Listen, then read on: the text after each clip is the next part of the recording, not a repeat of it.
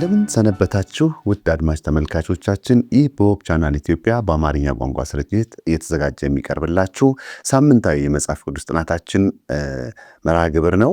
በዚህ ፕሮግራም ላይ አብረውኝ ለመወያየት ያሉትን ላስተዋውቅና ወደ ውይይታችን እንገባለን።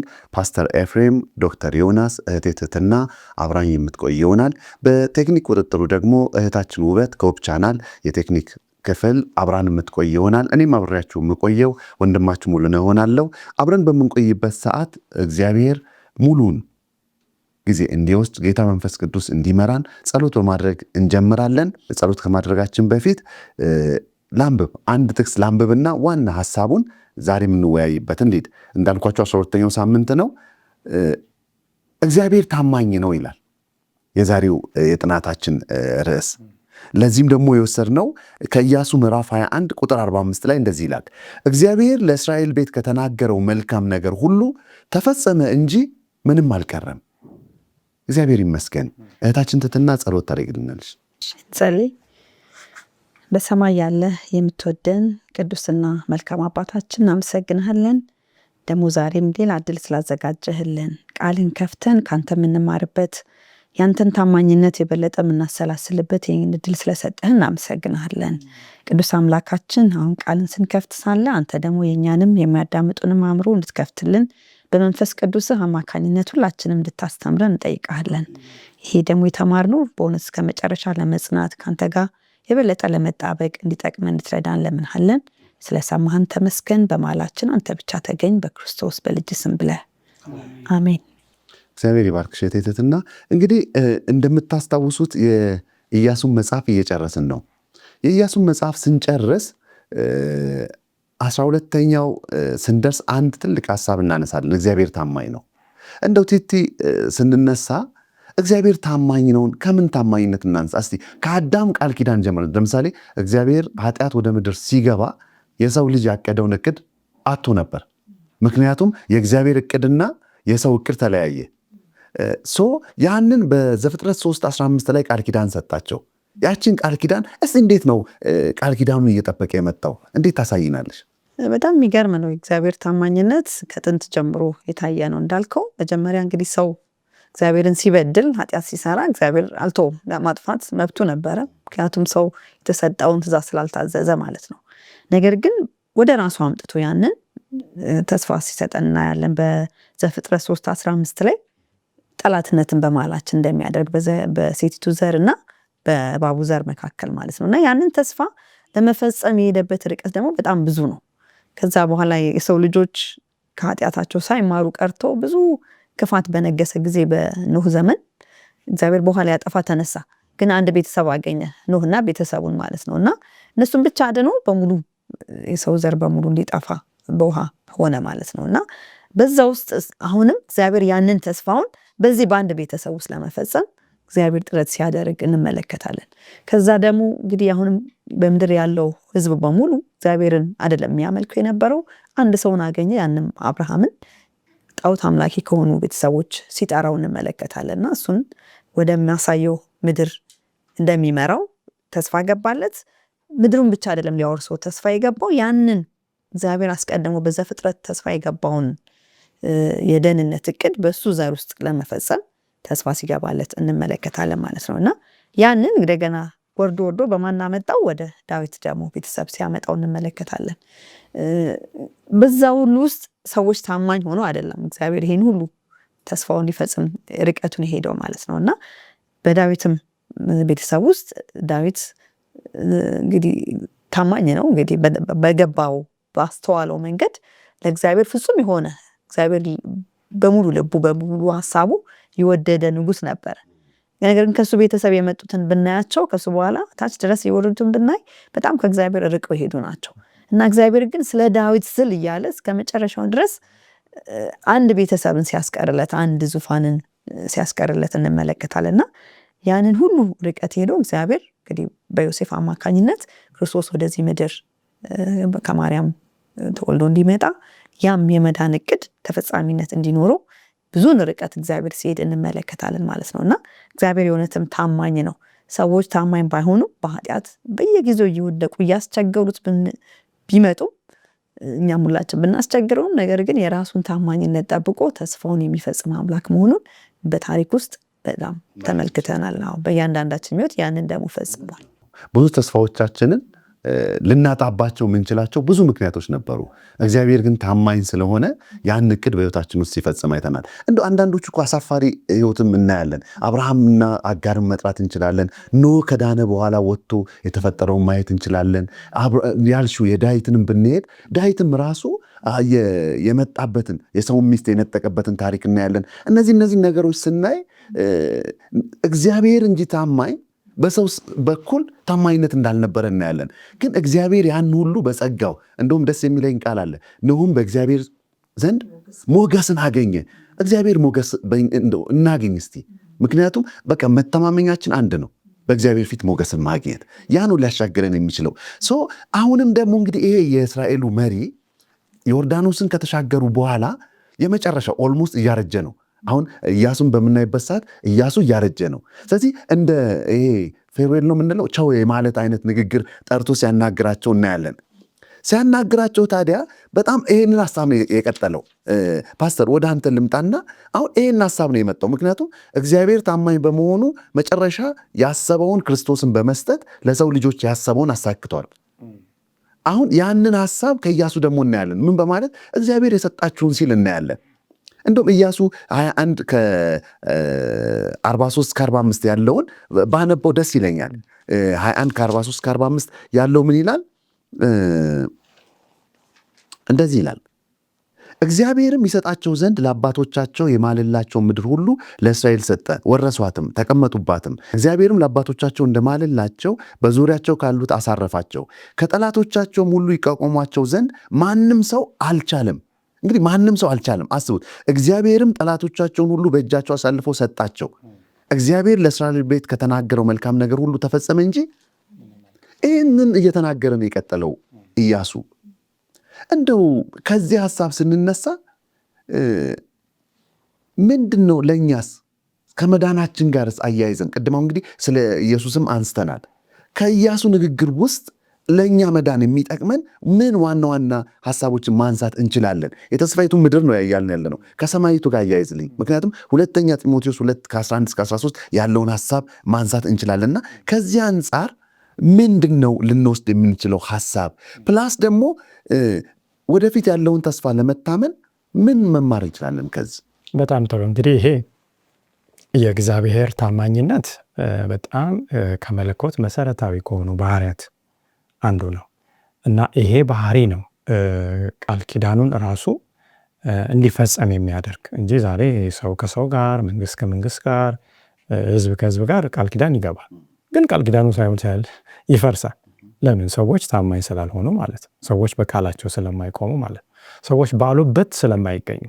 ግን አምላካችን ደስ የሚለው ከመጀመሪያው ቅድም እንዳየነው ለአዳም እንኳን ከኤደን ገነት ጀምሮ የገባውን ቃል ኪዳን ሰዎች አዳምን ቢወድቅ ቀጣ ያለው ትውልድ ፍጹም ባይሆኑም በተከታታይ የሰዎች ውድቀት ቢኖርም ግን ታማኝነቱን ጠብቆ ይህንን ቃል ኪዳኑን ለመፈጸም ከቃል ኪዳኑ ጀርባ ሲተጋ እናያለን።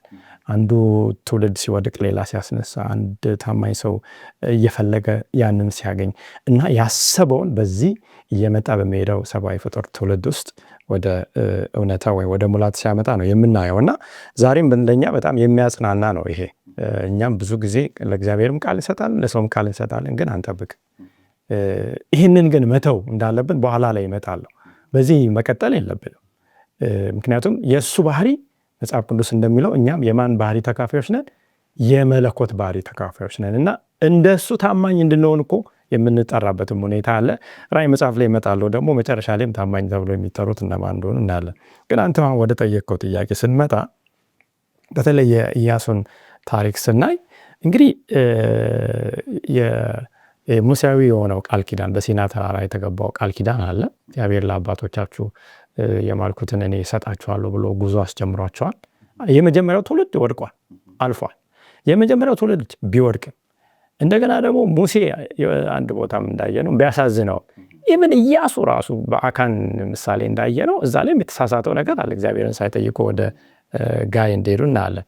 እንደገና ደግሞ የእስራኤል መሪዎች ክህደት፣ ውድቀት ቢኖርም እግዚአብሔር ግን ታማኝነቱን ጠብቆ ቃል ኪዳኑን እንዳለው ለአባቶቻቸው እንደማለ ሲያሳካና በሙላት ሲፈጽመው ሁሉንም ሲፈጽም በዚህ አሁን ባነበብከው ኢያሱ 21 ከ43-45 እንመለከታለን። እንግዲህ ሌላው በዚህ በጢሞቴዎስ መጽሐፍ ላይ በሁለተኛ ጢሞቴዎስ 2 ቁጥር 11 ላይ ምን ይላል? ሁለተኛ ጢሞቴዎስ 2 ከ11-13 ቃሉ የታመነ ነው እንዲህ የሚለው ይላል። ቃሉ ራሱ ምንድን ነው? እግዚአብሔርም ታማኝ ነው፣ ቃሉም ታማኝ ነው። ስለዚህ አሁን ቃሉን ልክ የእግዚአብሔር ቃል አድርገን ስንወስድ ታማኝነት በውስጡ አለ ማለት ነው። ልክ አሁን ኢያሱ ላይ እንዳለው እንደማለላቸው ምድሮች እንዳስወረሰ ጠላቶቻቸውንም ሁሉ እንዳሳረፋቸው እኛም የተናገረውን በተለይ አዲስቱን ከነዓን እግዚአብሔር ምን ይላል? ይሰጠናል። የሚታየው የሚሰማው የስሜት ሕዋሶቻችን የሚነግሩን አሁን ደግሞ በህይወታችን በተለይ በመጽሐፍ ቅዱስ እንደሚለው እግዚአብሔርን እየመሰሉ በክርስቶስ ኢየሱስ ሊኖሩ የሚወዱ ሁሉ ይሰደዳሉ ይላል። እግዚአብሔርን እየመሰልን እስከ መጨረሻው ብንጸና ስደት ይኖራል። ስደቱ መከራው ግን የእግዚአብሔርን ታማኝነት ምን አይለውም? አይለውጠው፣ በፍጹም አነቃንቀው። ስለዚህ ያለውን ያደርጋል። እመጣለሁ ያለው ይመጣል። አስወርሳችኋለሁ ያስወርሳል። ስፍራን አዘጋጅላችሁ ሄዳለሁ ያለው ምን ይላል? መጥቶ ያንን ስፍራ ይሰጠናል። እና ከእርሱ ጋር ከሞትን ይላል ጳውሎስ በጢሞቴዎስ መልእክቱ ከእርሱ ጋር ደግሞ በህይወት እንኖራለን። ይሄ እንግዲህ እንዲህ ሰው ኢየሱስን በሚያምንበት ጊዜ በሚጠመቅበት ጊዜ በምሳሌ ከእሱ ጋር ይሞታል። በትንሣኤው ምሳሌ ደግሞ ከእሱ ጋር ምን ይላል? ይነሳል። ብንጸና ከእርሱ ጋር ደግሞ እንነግሳለን። እንግዲህ ብንጸና የሚለው ብንታመን ማለት ነው። እስከ መጨረሻ የሚጸና እርሱ ምን ይላል? ይድናል ይላል። እንግዲህ የሚድነው የሚነግሰው የጸና ነው። ብንክደው እርሱ ደግሞ ይክድናል ካለ በኋላ ባናምነው እርሱ የታመነ ሆኖ ይኖራል፣ ራሱን ሊክድ አይችልምና። እንግዲህ የእግዚአብሔር ታማኝነቱን ማቆም ማለት ራሱን መካድ ማለት ነው። ይሄን ያህል ከባድ ነው ለእግዚአብሔር። የማይሆን ነገሩ የማይታሰብ ነገር ነው። አይበል እንጂ ካለ ቃሉን ይፈጽመዋል። ካላለ ያላለውን ነገር እኛም ዝም ማለት ነው ያለብን። ባላለው ነገር እንዲያድርግልን ብሎ መጠየቅም አያስፈልግም። ግን ቃሉ ያለውን ይዘን እግዚአብሔር እንዲህ ብልሃል ታማኝ ነው። ስለዚህ ለእስራኤል በተከታታይ የምናየው በዚህ ታማኝነት ውስጥ በረከቱን ከቃል ኪዳኑ የተነሳ ሲያመጣ ነው የምናየውና አምላክ ወደዚህ የእሱ ታማኝነት ውስጥ እንድንገባ ይጋብዘናል። እሱ ታማኝ እንደሆነ እኛም ታማኝ ነን። ምክንያቱም ለእኛም ይቻላል። ይሄ ለሰው የማይቻል እግዚአብሔር ይቻላል። የማይቻል ነገር እግዚአብሔር አይጠይቀንም። እስከ መጨረሻው የሚጸና የሚለው እስከ መጨረሻው የሚታመን ታማኝ ነው ለቃል ኪዳኑ። አሁን ክርስቶስን እናምናለን እና ዓለምን ክጃለሁ፣ በቃ ኃጢአትን ትቻለሁ፣ ከክርስቶስ ጋር አዲስ ህይወትን ጽድቁን እኖራለሁ። በዚህ ታማኝነት እንድንኖር ነው። ስለዚህ የሚመጣው አዲሱ ኢየሩሳሌም የኛም እንደሆነ በዚህ ታማኝነት ከቀጠልን ይሆናል። ራእይ 17:14 ላይ እግዚአብሔር ቃል ሲናገር ምን ይላል? ራእይ 17:14 እነዚህ በጉን ይወጋሉ ይላል።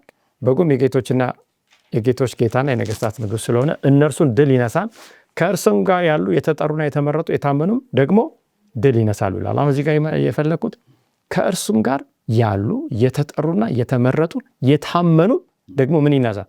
ድል ይነሳል። እግዚአብሔር ታማኝ ነው። ከእሱ ጋር ታማኝ ሆነው ደግሞ የሚቆጠብ ድል ይነሳሉ።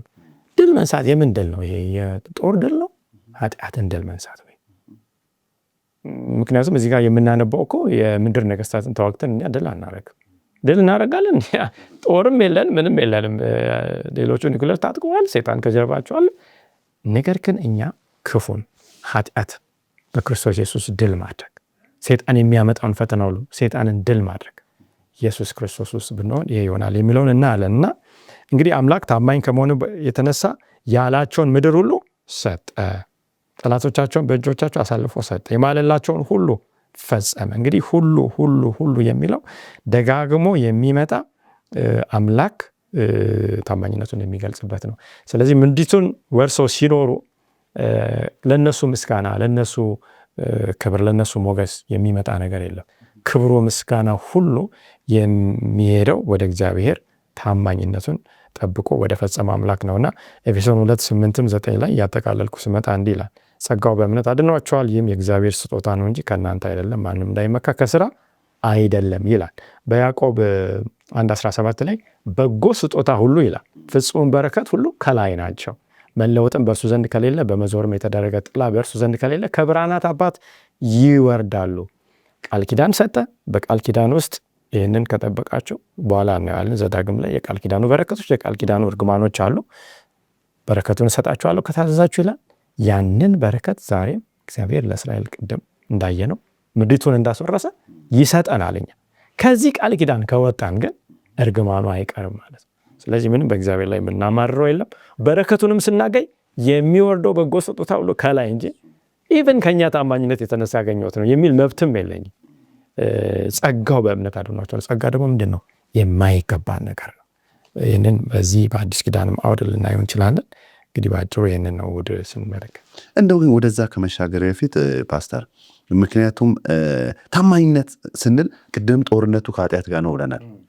ይሄ ሁለተኛ አይ ቲንክ አንደኛ ቆሮንቶስ 10:13 ላይ ለሰው ሁሉ ከሚሆነው በቀር ምንም ፈተና አልደረሰባችሁም፣ እንደውም ምን ይላል?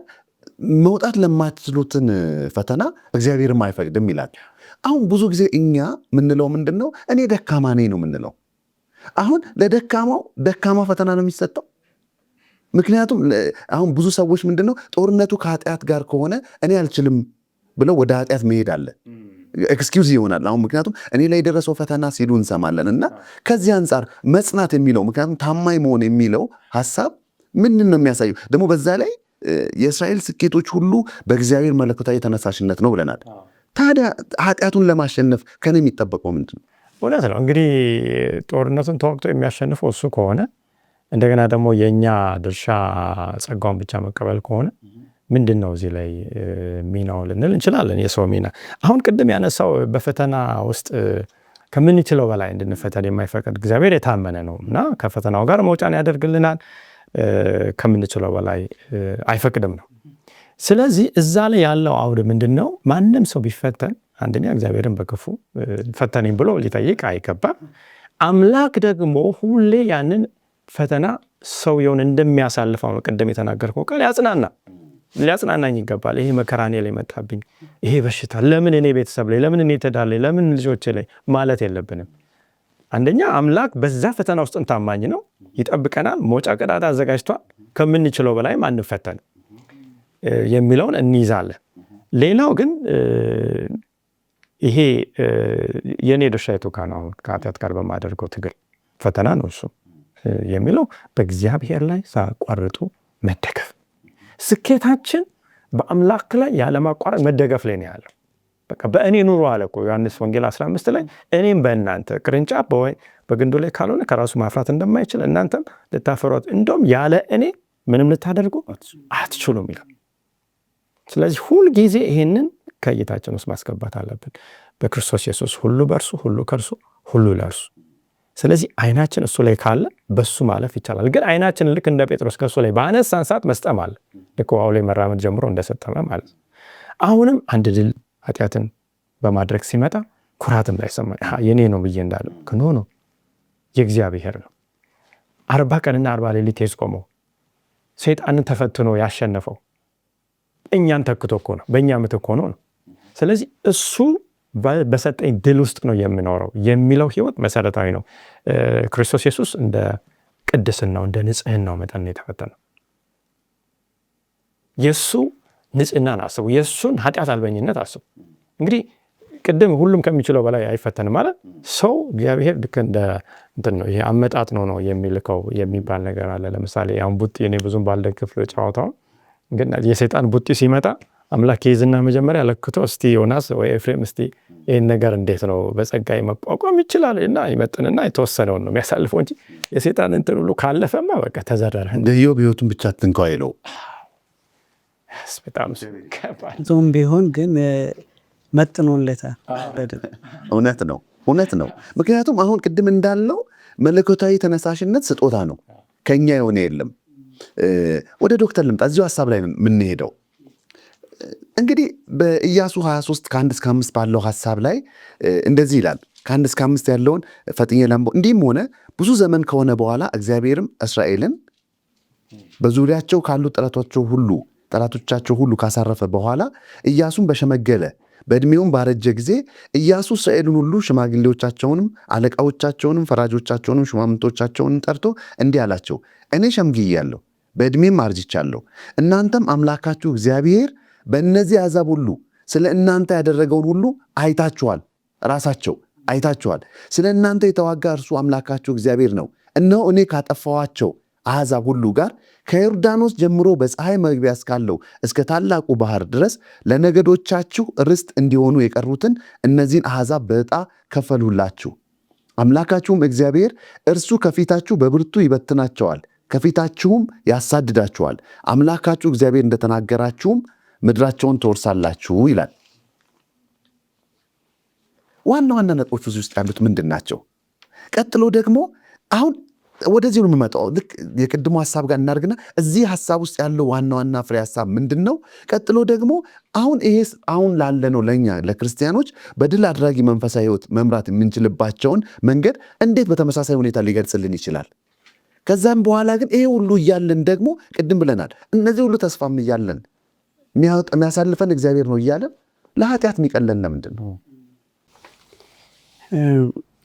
ኢያሱ ሽማግሌዎቹን ሰብስቦ በእድሜው መጨረሻ ላይ ሲናገር የሆነ የሰጋው ነገር እንዳለ ያስታውቃል አይደለም? ምዕራፍ 21 መጨረሻዎቹን ቁጥሮች ስንመለከት መጀመሪያ በመግቢያው እንዳየነው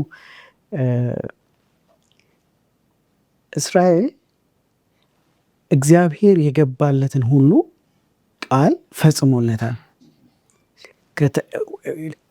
ትወርሳለህ የተባለውን በሙሉ ወርሷል። ያም ብቻ አይደለም፣ ጠላቶቹን ሁሉ ደግሞ አስገዝቶለታል። ስለዚህ አሁን እስራኤል ምን ላይ ነው ያለው? እረፍት ላይ ነው ያለው። ወደ ተገባ ተስፋ ወደ ተደረገለት ምድር ገብቶ አርፏል። ግን ስቲል ደግሞ ያለቀቁ ህዝቦች ያሉበት ተስፋ የተደረገው ምድር ላይ አሁን ለመግባት የሚከለክለው ነገር የለም። ግን የቀሩ እንዳሉ ደግሞ ኢያሱ እንትን ሲል እናየዋለን። ያሳድዳቸዋል፣ ይበትንላቸዋል ይላል። እግዚአብሔር ያለውን ነገር ስለሚፈጽምላችሁ እናንተ ግን አንድ ነገር ማድረግ አለባችሁ። ያ ማድረግ ያለባችሁ ምንድን ነው? የመጣችሁበትን አመጣጥ አሁንም በዛው መቀጠል አለባችሁ። ያ ምንድን ነው? ጦርነቱ ሁሉ ሲያደርግ የነበረው እግዚአብሔር ራሱ ሲዋጋን የነበረው እግዚአብሔር እንደሆነ ሁሉ እነሱም በዚህ በእግዚአብሔር ታማኝነታቸውን በማጽናት መጠበቅ ነው ያለባቸው። ስለዚህ የድላቸው ምንድን ነው? የድላቸው ፕሪሪኩዊዚት በእግዚአብሔር ላይ መታመናቸው ነው። እግዚአብሔርን የሙጥኝ ማለታቸው ነው።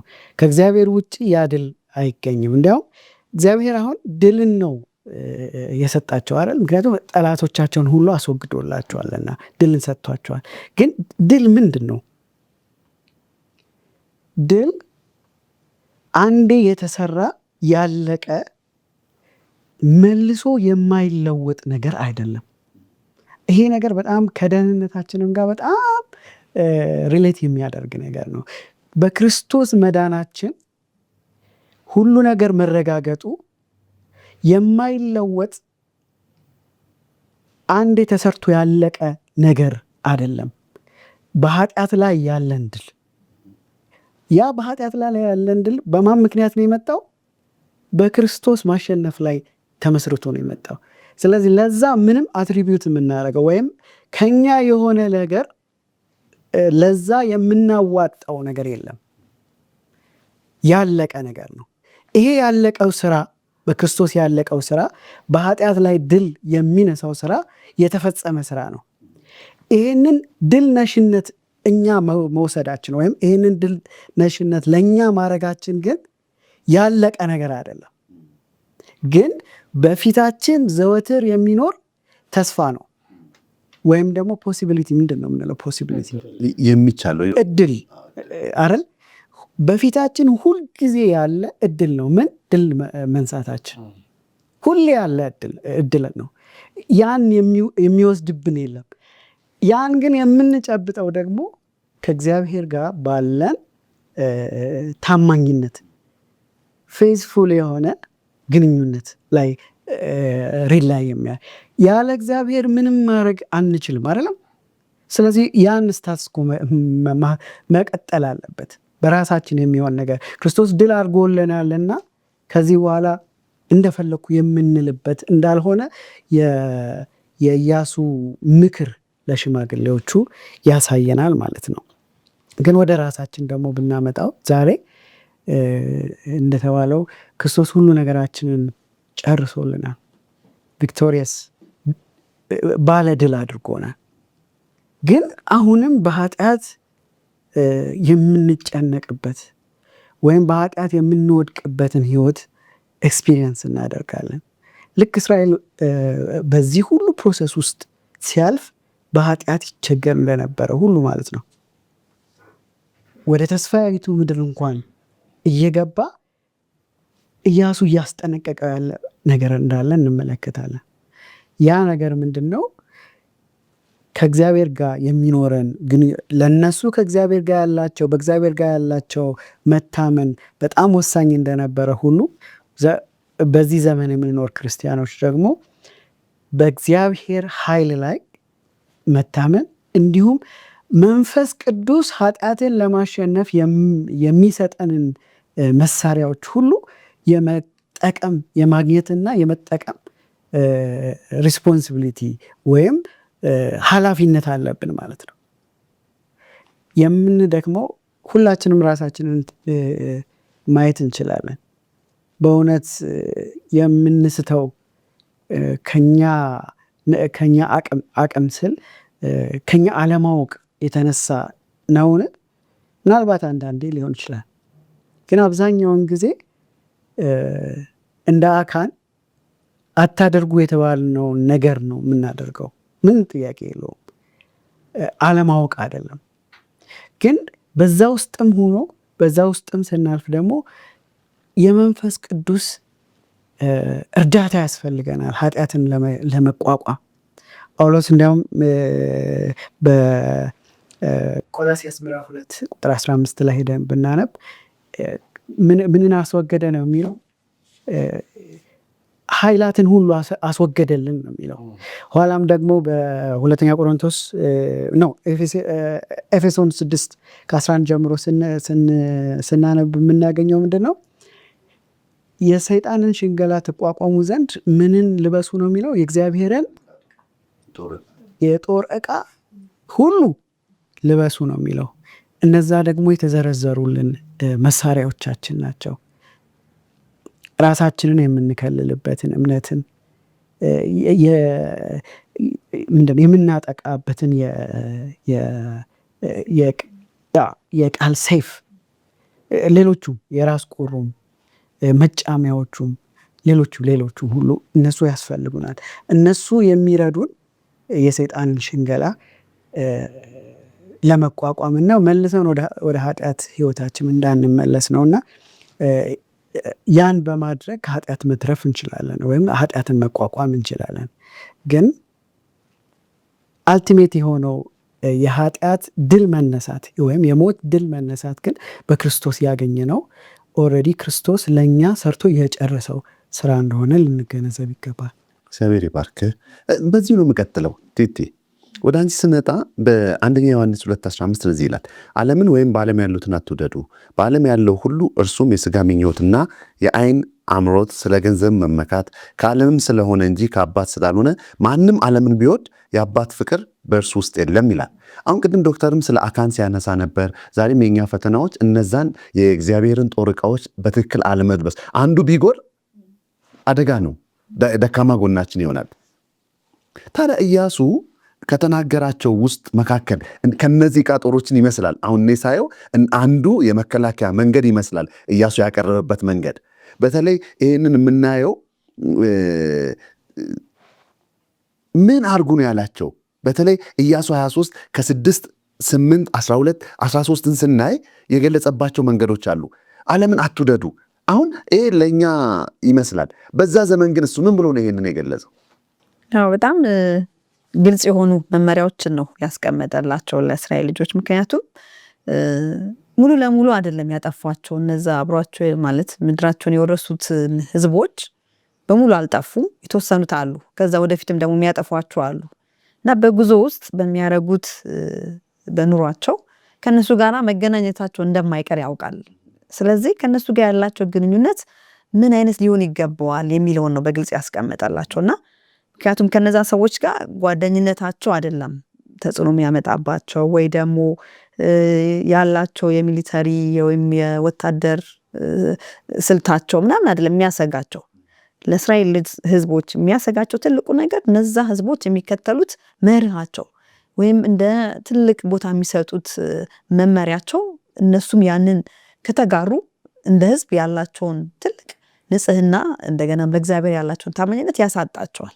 ስለዚህ ያንን የሚመለከት በጣም ግልጽ የሆኑ መመሪያዎችን ሲያስቀምጥላቸው ነው የምንመለከተው። ዛሬም እኛ ክርስቲያኖች በክርስቶስ የተቀመጠልን መርሆችን የሚመስሉ ማለት ነው እና እነዛን ሀሳቦች ቀደም እንዳልከው የምናገኘው በኢያሱ ምዕራፍ 23 ከቁጥር 8 ጀምሮ አለ እስከ 12 ከቁጥር 6 እስከ 8 አለ።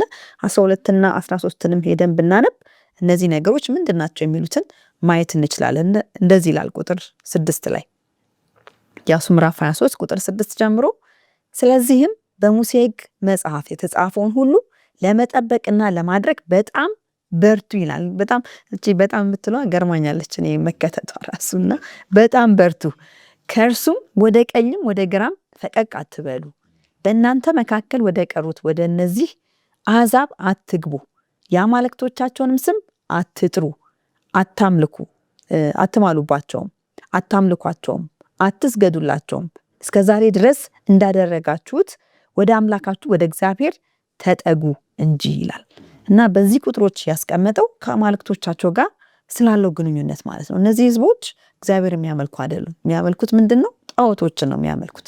እነዛን ጣዖቶች ምን እንዳታደርጉ፣ አንደኛ አትጥሯቸው በስም እንኳን በቃ ከምታመልኩት የእግዚአብሔር በሙሴ የሰጣችሁን ትእዛዝ ከመጠበቅ ወደ ግራ ወደ ቀኝ አትበሉ ካለ በኋላ ዝርዝሩ ምን መምሰል እንዳለበት ስለ ጣዖቶቻቸው እየጠቀሰ ነው የሚናገረውና ቀደም እንዳለው ምን ይላል? ስማቸውን አትጥሩ፣ እነሱን አታምልኩ፣ አትማሉባቸው፣ አትስገዱላቸው ብሎ በግልጽ ያስቀምጥላቸዋል ማለት ነው። እና እነዚህ በጣም ግልጽ ናቸው። እነዛን አማልክቶች መፍራትም የለባቸውም። ስማቸውን መጥራት፣ በእነሱ መማል፣ እንደገና ለእነሱ መስገድ አይገባቸውም የሚለው በግልጽ ያስቀምጣል። በእንግሊዝኛው ላይ ወርሺፕ የሚለውን ሀሳብ አማርኛው አታምልኳቸው ነው የሚለው። በትክክለኛው ትርጉሙ ግን አታገልግሏቸው ነው። አሁን ብዙ ሰዎች ማገልገል አሁን ሁሉንም አታገልግሏቸው የሚለውን አታምልኳቸው እያለ ነው አማርኛው ላይ ያለው። ኦፍኮርስ እንዳልሽውም ተዛማጅነት ይኖራል። ግን ብዙ ሰዎች ግን አታምልኳቸውን የሚያስበው መስገድ ብቻ እሱን ማለት ስለፈለግኩ ነው። እና እሱስ ላይ ምን ማለት እንችላለን? ምክንያቱም አንድ አምላኬ ነው ብለህ ከወሰድከው ያንን አምላክ ታገለግለዋለህ አይደለ?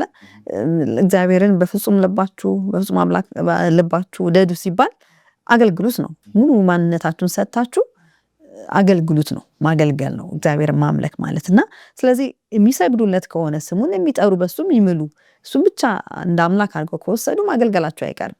አገልግሎቱ ደግሞ ምን ሊሆን ይችላል? የክህነት አገልግሎትም መግደልም ሊሆን ይችላል። ያ ጣዖት የሚጠይቃቸው ከሆነ ሄደው መግደልም ሊሆን ይችላልና ያ ማጠንም ሊሆን ይችላል። ልጅን መሰዋት ሊሆን ይችላል አይደል? እነዛ አማልክት ተብሎ የሚመለኩት እኮ ልጆቻቸውን እየሰዉ ነው የሚያመልኳቸውና እነዛን ነገሮች ሁሉ ማድረግ ይጠበቅባቸዋል ማለት ነው። እና ከአማልክቶቻቸው ጋር የተገናኘ ያ ነው። ከዛ ቀጥሎስ ያለው ደግሞ ሐሳብ ቁጥር 12 እና 13 ደግሞ ስናይ ምን ብሎ ይናገራል? እናንተ ግን ተመልሳችሁ በመካከላችሁ ወደ ቀሩት ወደ እነዚህ አሕዛብ ብትጠጉ ከእነርሱም ጋር ብትጋቡ እናንተም ወደ እነርሱም ወደ እናንተ ብትደራረሱ አምላካችሁ እግዚአብሔር ከሰጣችሁ ከዚች ከመልካሚቱ ምድር እስክትጠፉ ድረስ መውደቂያና ወጥመድ በጎናችሁ መግረፊያም በዓይናችሁም እሾህ ይሆኑባችኋል እንጂ አምላካችሁ እግዚአብሔር ከእንግዲህ ወዲህ እነዚህን አሕዛብ ከፊታችሁ እንዳያሳድዳቸው ፈጽማችሁ እወቁ ይላል። እና ምን ይሆንባችኋል? እሾህ ነው የሚሆንባችሁ። እናንተን ራሱ ከዚህ ምድር ምን ለማድረግ ለማውጣት እግዚአብሔር በቃ መሳሪያውን ይጠቀሙባቸዋል ማለት ነው። እና ትልቁ የሰጣቸው ሌላ መርህ ከአማልክቶቻቸውን ካለማምለክ ካለመጥራት ውጪ አትጋቡ የሚለውን ሐሳብ በትክክል በግልጽ ትልቅ ሊወድቁበት የሚችሉት አደገኛ ነገር እንደሆነ አድርጎ ሲያስቀምጥላቸው እንመለከታለን። እና ይሄ በምን ያመጣል ብለን ብናይ እንደው በሰለሞን ማየት እንችላለን። ሰለሞን ምን አደረገ? ከነዛ በጣም እግዚአብሔርን ሲከተል ነበረ። የአባቱን እግዚአብሔር የሰጠውን መርህ ተከትሎ ቤተ መቅደሱን የሰራ ነው እና በጣም እንግዲህ እንደሱ አይነት ጥበብ ሰው እስከማይገኝ ድረስ እግዚአብሔር ጥበብን ሁሉ የሰጠው ታማኝ የሆነ ንጉስ ነበር። ግን ምንድነው ውድቀቱን ያመጣው ካልን ያገባቸው ሴቶች ናቸው። የጣዖት አምላኪ ሴቶችን በማግባቱ ልቡን አዘነበሉት ይላል መጽሐፍ ቅዱስ እንደሚነግረን አይደል? የሰለሞንን ልብ ወደ ጣዖቶቻቸው ከእግዚአብሔር ተለይቶ ወደ እነሱ ጣዖቶች እነሱን እንዲሰግዱ እነሱ እንዲያመልክ ልቡን አዘነበሉት ይላል። እና ጋብቻ በጣም ትልቅ ተጽዕኖ አለው በሰዎች ህይወት ውስጥ ማለት ነው። ምክንያቱም አብረ የምትኖረው ሰው ነው፣ አንድ የምትሆንበት ህይወት ነው። እና ያ ህይወት ምንን ያመጣል? እነሱ የሚከተሉትን መርህ እንድትከተል ተጽዕኖ ያመጣብሃል። እና ያንን እንዳያመጣባችሁ እንዳታመልኩ፣ ወደ እነሱ እንዳትገቡ፣ እነሱም ወደ እናንተ እንዳይገቡ ተጠንቀቁ ብሎ ማስጠንቀቂያ ሲሰጣቸው እንመለከታለን። እና በግልጽ የተቀመጡት አንደኛ አማልክቶቻቸውን እንዳይጠሩ እንዳያመልኩ፣ ስማቸውን በእነሱ እንዳይምሉ፣ ከዛ ደግሞ ጋብቻም ከነሱ ጋር እንዳይፈጽሙ የሚል ግልጽ የሆነ መርህ ሲሰጣቸው፣ ይሄ ለምንድን ነው? ንጽህናቸውን ጠብቀው እንደ እግዚአብሔር ህዝብነታቸው ለመኖር ከፈለጉ ማለት ነው። ያ ለእኛ ሲሰራሉ? አዎ ይሰራል። ምክንያቱም እኛ የእግዚአብሔር ህዝቦች ነን አይደል? በዚህም በመጨረሻ ዘመን ያለን የምንገኝ የእግዚአብሔር ህዝቦችም እንዲህ አይነት የሆኑ ግንኙነቶችን ማድረግ የለብንም ከሰዎች ጋር። ክርስቶስ ሲጸልይ ምንድን ያለው? እንግዲህ በዮሐንስ 17 ላይ ከዓለም እንድታወጣቸው አልጸልይም፣ በዓለም ግን እንድታረጋቸው እንድትጠብቃቸው ብሎ የጸለየበት እናስታውሳለን። ያ እንዴት ነው ብንል ምናልባት አብረን ልንሰራ እንችላለን ከሰዎቹ ጋራ፣ ግን አምልኳቸውን ላንካፈል እንችላለን፣ ወይ ደግሞ ምህራቸውን ሙሉ ለሙሉ ላንከተለው እንችላለን። ለምሳሌ እኛ በሰንበት የደም መግዛት ላይ ተጠበቅም አንገዛም አይደል? ምክንያቱም እግዚአብሔር በ6 ቀን እንድንሰራ በቂ ቀናቶችን ሰጥቶናል። 7ኛው ደግሞ እግዚአብሔር ነው፣ በዛ ቀን አንደራደርም። ልክ እንደዚህ አይነቶችን መርሆችን ጥሰን አብረናቸው እንድንሰራ የሚገፉን ከሆነ ያንን ግንኙነት እንተዋለን ማለት ነው። ከዓለም ራሳችን እንዴት የምንጠብቅ የሚለውን ስናይ ማለት ነው። ጋብቻም ልክ እንደዛው ነው። ስለ ጋብቻም ጳውሎስም በጣም በግልጽ አስቀምጦልናል። ለዛ በጣም ጥሩ ምሳሌ የሚሆነን አንድ ጥቅስ ሄደን ብናነብ በሁለተኛ ቆሮንቶስ ላይ ምዕራፍ 6 ላይ ምን የሚል እናገኛለን? 14 ላይ ምዕራፍ 6 14 ላይ ከማያምኑ ጋር በማይመች አካሄድ አትጠመዱ። ጽድቅ ከአመፅ ጋር ምን ተካፋይነት አለው? ብርሃን ከጨለማ ጋር ምን ህብረት አለው? ክርስቶስስ ከብዔልሖር ጋር ምን መስማማት አለው ብሎ ይናገራልና የዚህ አይነት በጣም ውህደት የሚጠይቀንን ውህደት አይነት ግንኙነት ከዓለም ጋር ማድረግ አንችልም፣ ከሌሎች ሰዎች ጋር ማድረግ አንችልም። ጓደኝነታቸውን እንወደዋለን። በተቻለ መጠን እኛ ወደ ክርስቶስ እነሱ ለመጋበዝ ልንጠቀምበት ይገባል። ግን ሙሉ ለሙሉ ከነሱ ጋር ተዋህደን አንድ ሆነ ልክ የጋብቻ አይነት ህብረት ፈጥረን እንዲያዘነብሉ ወደ እነሱ ሀሳብ እንድንሄድ እንዲገፉን ራሳችን አሳልፈን ልንሰጥ አይገባም ማለት ነውና ዓለም ውስጥ አለን። ከዓለም ጋር ያለን ግንኙነት ግን ልክ ኢያሱ እንደመከረን ልክ እንደ ጳውሎስም እንደመከረን ልናደርግ ይገባል። ግን ምናልባት አንዳንድ ጊዜ ጋብቻን ስናስብ ያገቡ ሰዎች ደግሞ ጥያቄ ሊሆንባቸው ይችላል። ምናልባት በጋብቻ ውስጥ ሆነው እውነትን ቢያውቁ ምን ማድረግ አለባቸው የሚለውን ጳውሎስ እንደገና ለሱ መፍትሄ አድርጎ ያስቀመጠው ነገር ደግሞ ብናይ ጥሩ ሀሳብ ይሰጠናል። በአንደኛ ቆሮንቶስ ምዕራፍ 7 ከ12 ጀምሮ ምን ብሎ ይናገራል? ሌሎችንም እኔ እላለሁ ይላል፣ ጌታም አይደለም ከወንድሞች ወገን ያላመነች ሚስት ያለችው ቢኖር እርሷም ከእርሱ ጋር ልትቀመጥ ብትስማማ አይተዋት። ያላመነ ባልም ያላት ሚስት ብትኖር ይህ ከእርሷ ጋር ሊቀመጥ ቢስማማ አትተወው። ያላመነ ባል በሚስቱ ተቀድሷልና ያላመነች ሚስት በባሏ ተቀድሳለች። አለዚያ ልጆቻችሁ ርኩሳን ናቸው፣ አሁን ግን የተቀደሱ ናቸው። የሚያምን ግን ቢለይ ይለይ፣ የማያምን ግን ቢለይ ይለይ። ወንድም ቢሆን ወይም እህት እንዲሁም በሚመስል ነገር አይገዙ። እግዚአብሔር ግን በሰላም ተጠርቷልና። አንቺ ሴት ባልሽን ታድኚ እንደሆንሽ ምን ታውቂያለሽ? ወይስ አንተ ሰው ሚስትን ታድን እንደሆነ ምን ታውቃለህ ብሎ ይመክረናልና ምናልባት ከተጋባን በኋላ ወንጌልን ተቀብለን ከሆነ እንለያይ ብለን መታገል የለብንም። ምክንያቱም በዛ ውስጥ ማን አለ? ጌታ አለ በመሃላችን። ልጆቻችንም ከኛ ይማራሉ እና ያንንም ያገባነው ሰው ደግሞ ወደ እውነት እንዲመጣ እግዚአብሔር እኛን ሊጠቀም ይችላል። ሴትም ብትሆን እንደዛው ማለት ነውና ከተጋቡ በኋላ ለመለያየት መጣር የለባቸውም። ግን ለማግባት የሚያስብ ክርስቲያን ካለ ግን ምክሩ ምንድነው? በተቻለ ማለት የሚችለውን ሁሉ አድርጎ ክርስቲያን ማግባት አለበት። መሩያ ነው።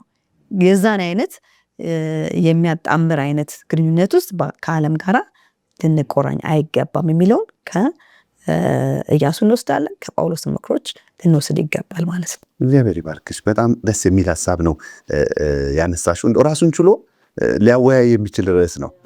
ውድ አድማጭ ተመልካቾቻችን እንግዲህ እስቲ እናንተም በዚህ ዙሪያ ላይ ምን ትላላችሁ? ያላችሁን ሀሳብ እርስ በርሳችሁ የተለዋወጣችሁ ቆዩን። ለሚኖራችሁ ጥያቄ ወይም ማስተያየትም በስክሪኑ ላይ በምታዩት አድራሻ በትልኩልን ሁልጊዜ ለመመለስ ዝግጆች ነን። አብራችሁን ቆዩ።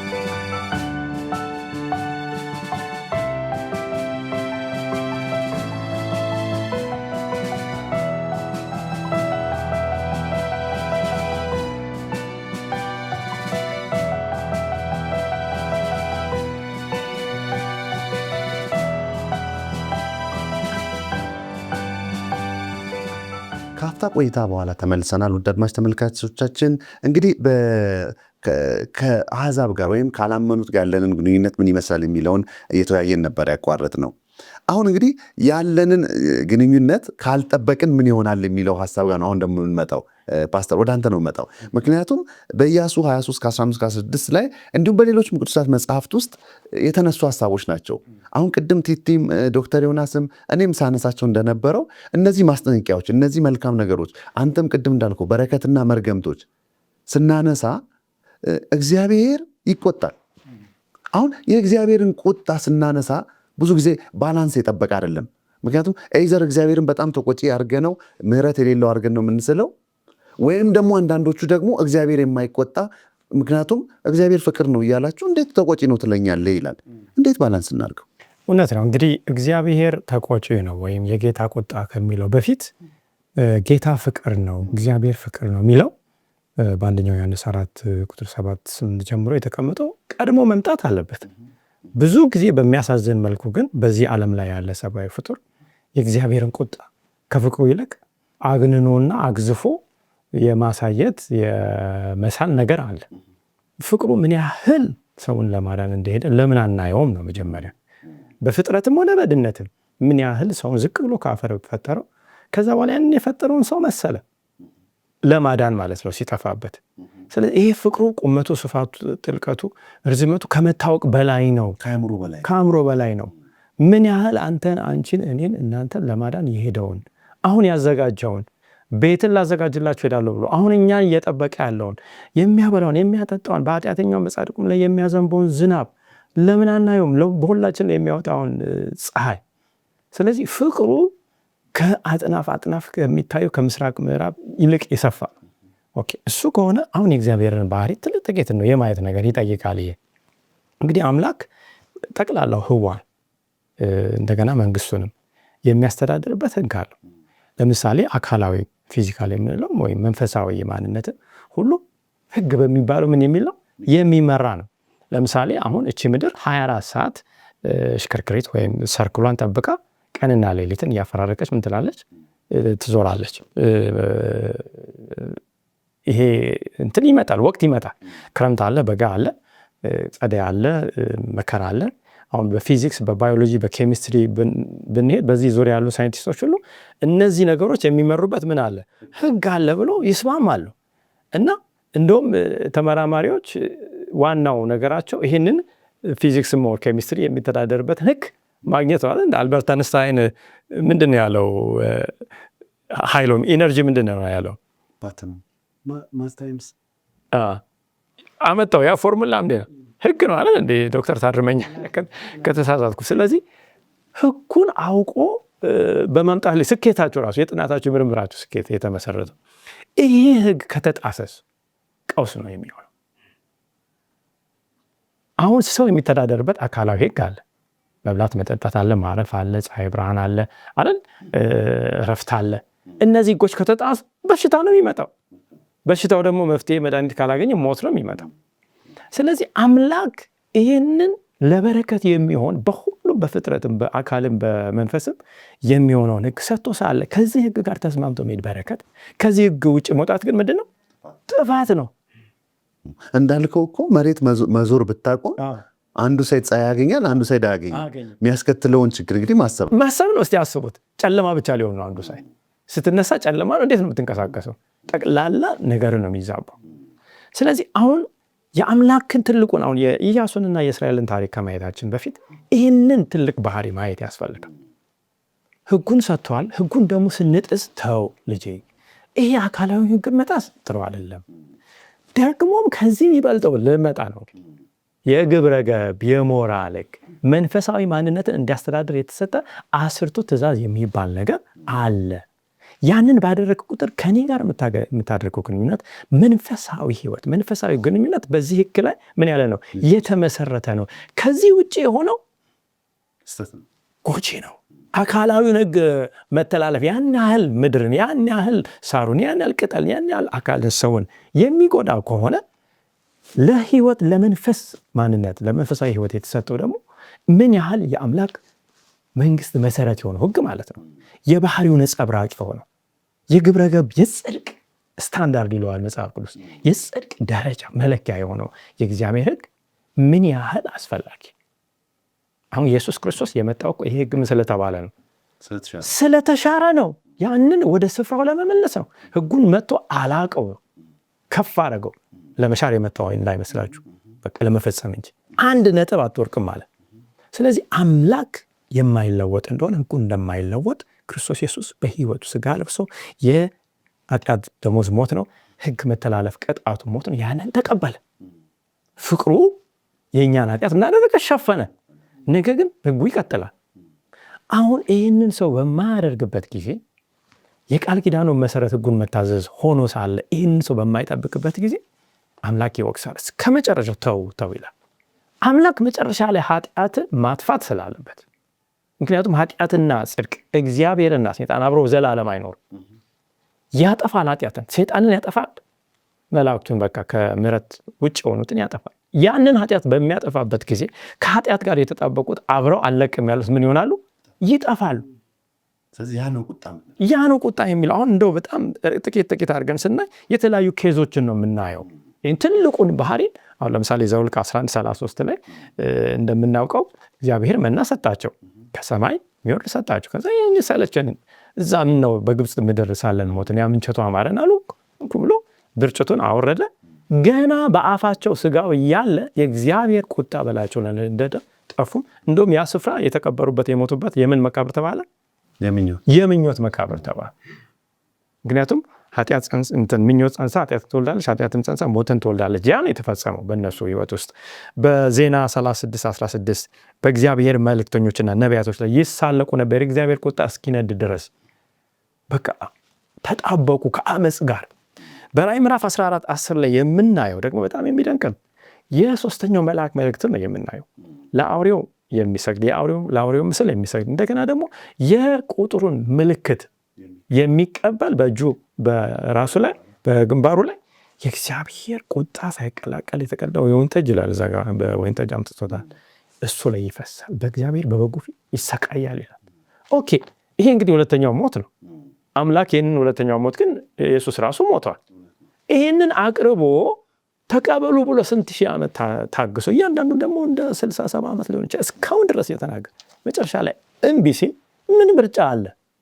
አሁን ሰይጣን ያደረገው የእግዚአብሔርን ቁጣ በተሳሳተ መልኩ ከፍቅሩ የሚመነጨው ማለት ነው፣ ከባህሪው የሚመነጨው ማለት ነው። ኃጢአትን ለማጥፋት በጣም አስፈላጊ፣ ሰላምን በምድር ላይ ለመትከል አስፈላጊ የሆነው ቁጣ ያጠፋና ምስሉን ብቻ አሳስቶ የራሱን የሰይጣንን ምስል ለእግዚአብሔር ይሰጠዋል። ስለዚህ እግዚአብሔር ተቆጭ ነው። ሰው ቤተክርስቲያን አይመጣም። እግዚአብሔር ዕድሜ ልክ የሚያቃጥል የእሱም ውሸት ነው። ዘላለም እግዚአብሔር ለእያንዳንዱ እንደ ስራው መጠን ነው እከፍል ዘንድ ዋጋ ከኔ ጋር አለ የሚለው። ይህንን የአምላክን መልክ ከሰው ባህሪ ከሰው ማንነት ምን ይለዋል? ያረቀዋል ማለት ነው። ግን እግዚአብሔርን ጽድቅ ራሱ ጻድቅ ፈራጅነቱን የምንመለከተው በዚህ አሁን በይሁዳ 5 ላይ ይህን እችን ብቻ ላንብብላችሁና ለምንድን ነው ህዝቡን የሚያጠፋው እግዚአብሔር እንላለን። ይሁዳ 5 ቁጥር ምዕራፍ የለውም። ይሁዳ 5 እንዲህ ይላል፣ ዳሩ ግን ሁሉን አንድ ጊዜ ፈጽሞ ምንም የተማራችሁ ብትሆኑ ጌታ ከግብፅ አገር ህዝቡን አድኖ የማምኑትን በኋላ እንዳጠፋቸው ላሳስባችሁ እወዳለሁ። ኢያሱ ያለው እግዚአብሔር ያጠፋቸዋል አለ። ልክ እነዛን አሕዛብ ለመግለጽ አንድ ስፍራ የተጠቀመውን ቃል ነው ኢያሱ የተጠቀመው። መጽሐፍ ቅዱስ የተጠቀመውን ቃል ነው እስራኤልን እግዚአብሔር ያጠፋል የሚለው ከባድ ቃል ነው። ግን ምን ካላችሁ ካልታዘዙ፣ ቅድም ተምረናል። በቃል ኪዳኑ ካልሄዳችሁ፣ ካልታዘዛችሁ፣ ባችሁ ሄዳችሁ የእነሱን ልጆች ለራሳችሁ ከወሰዳችሁ፣ ጣዖቶቻቸውን ስማቸውን ከጠራችሁ፣ ከሰገዳችሁ፣ ካገለገላችሁ ትጠፋላችሁ። ደግሞ ይሁዳ አዲስ ኪዳን ስንት ዘመን መጥተው ጠፍቷል፣ አጥፍቷል ይላል። ወርሰውም እኮ ነው አሁን እያስጠነቀቀን ያለ ነው። እንግዲህ በቃል ኪዳኑ ቦታ ላይ ሆኖ ነው ስለሆኑ ሰዎች ነው እያወራን ያለ ነው እንጂ ገና ሊወርሱ ስላሉት አይደለም። ከዛም ሊያጠፋቸው ይችላል። ደግሞ እኮ ከኢያሱ ቀጥል የምናየው መሳፍንት የሚቀጥለው በ13ኛው እናየውናል። ጠፍተዋል ከሀገራቸው በነዛ አሕዛብ። እንደውም ልክ ቅድም ተባለው ለዓይናቸው እሾህ ሆነው ለጎናቸው ውጋት ሆነው አጥፍተዋል። በቃ የመሳፍንት ዘመን ሚዲያማን እየመጡ ሲያጠፏቸው ውጋት ሲሆናቸው ነው የምናየውና የእግዚአብሔር ቁጣ ጽንሰ ሐሳብ እግዚአብሔርን የሚያቀርበው የዩኒቨርስ ጻድቅ ዳኛና ፍትህን የሚደግፍ አድርጎ ነው እንጂ ክፉ ዳኛ አድርጎ አይደለም የሚያቀርበው። ስለዚህ አምላክ በመዝሙርም በጢሞቴዎስም መልእክት ላይ እንደምናየው እግዚአብሔር ጻድቅ ፈራጅ ነው ይላል። መዝሙር 7:11 ጻድቅ ፈራጅ ነው፣ ሁልጊዜም ኃጢአተኛውን የሚለው የሚቀጣ አምላክ ነው። አሁን ሙሉ በሙሉ ከምሕረት ጋር ያልተቀላቀለው ቁጣ አልወረደም። ከምሕረት ጋር የተቀላቀለ ነው። እኛ ዲቃላ አይደለንም፣ ልጁ ነን። ስለዚህ ልጅ ሲያጠፋ ይቆነጥጣል አይደል? ይቆነጥጣል፣ ተመለስ እያለ። ከምሕረት ጋር የተቀላቀለው ቁጣ ይወርዳል። ለመመለስ የሆነ ከበድ የሚል ለማስተማር ህመም ሊሆን ይችላል፣ ማጣት ሊሆን ይችላል፣ ሌላ ብዙ ነገር መጉደል ሊሆን ይችላል። ለመመለስ ቻንስ ስላለ ይሁን እሱ እሰየው ነው። ከምጠፋ ይሻላል። የእሱ ዓላማ ሳይሳካ በህይወቴ ከሚቀር ተቀጥጬ ተቆንጥጬ ብመለስ ይሻላል። ይህንን የእግዚአብሔር ጻድቅ ፈራጅነት እንግዲህ ከብዙ አኳያ ማየት እንችላለን። ተጨማሪ ሰንበት ትምህርቱን ማንበብ ይቻላል። በጣም የሚገርመው ይህ የጌታ ቁጣ እስራኤላውያንን ተጠቅሞ የአሕዛብን ቁጣ እንደፈጸመባቸው። ምክንያቱም ለአብርሃም የገባው የአሞራውያን ኃጢአት ሲሞላ ነው አይደል? መበቀያን ያደረጋቸው እነሱን ያጠፋው። መልሶ እንዳልከው ደግሞ የእስራኤላውያንን ኃጢአት በአሕዛብ መልሶ ደግሞ ሲበቀል እናያለን። በነገራችን ሙሌ እንዳላቋረጠ እንጂ አንዴ ከዳንን ድነናል። በጣም በከተማችን በሀገራችን እየተንሰራፋ ያለ ትምህርት እግዚአብሔር አጥፍቷል ነው የሚለው። የዳኑትን ከግብፅ አድኖ እኮ አጠፋ ነው የሚለው። ይሄንን ቃል መካር ነው። እውነት ነው። ሁሌ ድኛለሁ እንደፈለኩት ፍቃድ አይደለም እኮ ኢየሱስ ክርስቶስ በመስቀል ላይ ሞተው ለኃጢአት የተሰጠ ላይሰንስ አይደለም። ይልቅ እንድንፈራው እንድንታዘዘው መዳናችሁ በመፍራትና በመንቀጥቀጥ ፈጽሙ፣ እግዚአብሔርን ፍሩ፣ ክብርን ስጡ ይላል። እንድንታዘዘው የሚጋብዝ ነውና ያንን ትምህርት የሚያጠፋ ነው። ይሄ ራሱ እውነት ማለት ነው። የእግዚአብሔር ቁጣ እንሳት ኢያሱ ይህንን ያስተላለፈው። ተረቀጥታ ወደ ዶክተር ልምጣ። ከዚህ ለመዳን ምን እናደርግ ነው? አሁን እዚህ ጋር ኢያሱ ይህን ሁሉ አውርቶ አልተወም። ከዛ ምን አለ? ይህን ሁሉ ከተናገረ በኋላ እግዚአብሔር ፍቅርን ማስገደድ እንደማይችል፣ እግዚአብሔር የፍቅር አምላክ እንደሆነ፣ ቁጣውም ለመመለስ እንደሆነ አይተናል። ምን ያርጉ ታዲያ እስራኤሎች? የኢያሱ ምክር ምን ነበር? እንደው ሰዓቱም ስላለቀ በ3 ደቂቃ እንዴት ብለህ ታስቀምጠዋል? መልካም። መጀመሪያ እስኪ ኢያሱ ምዕራፍ 23 ቁጥር 11 እናንብብ። አምላካችሁን እግዚአብሔርን ትወዱት ዘንድ ለራሳችሁ እጅግ ተጠንቀቁ። እናንተ ግን ተመልሳችሁ መካከላችሁ ወደ ቀሩት ወደ እነዚህ አሕዛብ ብትጠጉ፣ ከእነርሱም ጋር ብትጋቡ፣ እናንተም ወደ እነርሱ እነርሱም ወደ እናንተ ብትደራረሱ፣ አምላካችሁ እግዚአብሔር ከሰጣችሁ ከዚች ከመልካሚቱ ምድር እስክትጠፉ ድረስ መውደቂያና ወጥመድ በጎናችሁም መግረፊያ ይሆናሉ የሚላስ ማስጠንቀቂያው አለ። ፕሪኮንዲሽኑ ግን ምንድን ነው? ብትጠጉ፣ አብራችሁ ብትሆኑ፣ እግዚአብሔር አምላካችሁን ብትወዱ ብትወዱ መልካም ይሆናል፣ ብትርቁ ደግሞ ያስጠፋል። ብትወዱ። ስለዚህ አሁን ነገሩ ማሰሪያው እግዚአብሔርን መውደድ ነው። ዘዳግም ምዕራፍ 4 ቁጥር 4 ላይ ሄደን ስናነብ ምን የሚል ቃል እናገኛለን? እግዚአብሔርን ተከትላችሁ እንደመጣችሁ ታውቃላችሁ። እግዚአብሔርን በመከተላችሁ ምክንያት ደግሞ ይኸው ዛሬ በሕይወት አላችሁ የሚላል። ስለዚህ እግዚአብሔርን መከተል የሕይወት ምንጭ ነው ማለት ነው። እዚህ ጋር ደግሞ እግዚአብሔርን መውደድ። አሁን እቺ እግዚአብሔርን መውደድ የተባለችው በብዙ ልንገልጻት እንችላለን። እግዚአብሔርን መውደድ፣ ለእግዚአብሔር ያለንን ፍቅር ወይም እግዚአብሔር መውደድ የሚለውን ቃል ወይም ማፍቀር የሚለውን ቃል ላቭ የሚለውን ቃል ማለት ነው። በብዙ መልኩ እንትን ልንለው እንችላለን፣ ልንረዳው እንችላለን። ለምሳሌ በናኦሚ እና በሩት መካከል የነበረው አምላክሽ አምላኬ ሕዝብሽም ሕዝቤ፣ እሷ አካል ያልነበረች ወይም ደግሞ የእስራኤል አካል ያልነበረች ግን ከእግዚአብሔር ጋር ከእስራኤል ጋር ምን ያደረገች የተጣበቀች ነበረች። ስለዚህ ከዚህ የምንማረው ፍቅር ነው ገዢው። አታድርግ የሚለው ሊስት ዝርዝር አይደለም፣ ወይም አድርግ የሚለውም ሊስት ዝርዝር አይደለም። ግን ከእግዚአብሔር ጋር ያለን የግል የሆነ ምንድነው ግንኙነት። ግን እንዴት ሰው ውደድ ተብሎ ትእዛዝ ይሰጠዋል? ሊሆን አይችልም። ሰው ውደድ ስለተባላችሁ ልትወዱት አትችሉም። ፐርሰናል የሆነ ግንኙነት ይፈልጋል። ያ ፐርሰናል የሆነ ግንኙነት ነው ወደዛ ጥልቅ ወደሆነ ፍቅርና ሎያሊቲ ወይም ታማኝነት ሊመራ የምንችለው።